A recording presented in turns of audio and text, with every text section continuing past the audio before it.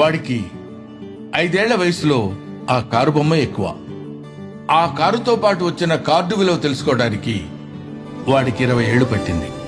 A slice of bread and a glass of milk, ఇవి సరిపోతాయా life పార్ట్నర్ని decide చేయడానికి?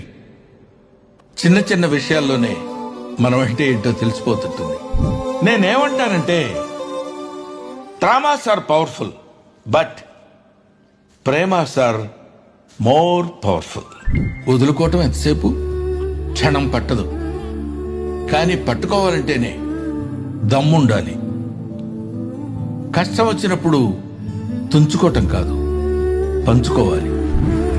ఏమా, కెరీర్ అంటే 20లోనే మొదలు పెట్టాలా? 60లో మొదలు పెట్టకూడదా?